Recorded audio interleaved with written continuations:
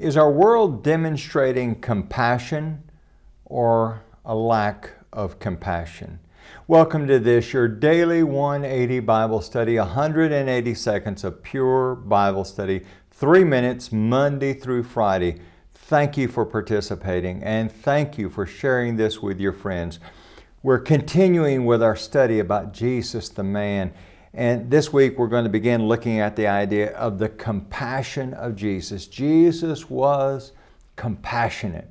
And I ask the question, does our world demonstrate compassion or a lack of compassion? And I guess the truth is, it's a little bit of both. Back in 2010, there was this horrible story about a Guatemalan man who rescued a woman who was being beaten in a domestic abuse situation, and the attacker stabbed him and he fell to the ground.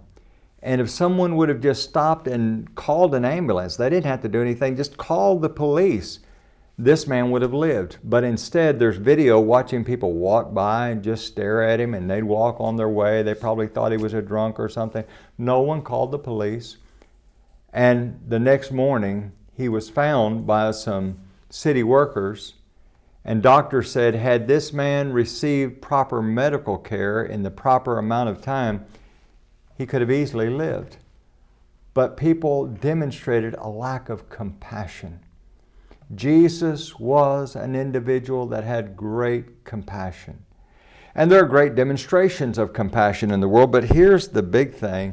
You and I, we need to demonstrate the compassion of Jesus in our lives for other people. And so as we think about this and we think about the idea of compassion this week, keep in mind that God the Father has a great aim for your life and for my life. And that is that we would be conformed to the image of His Son. That's Romans 8 and verse number 29. And this, Paul would say, is the hope of glory, Christ in you. You want to have the very best life? You need Christ in you.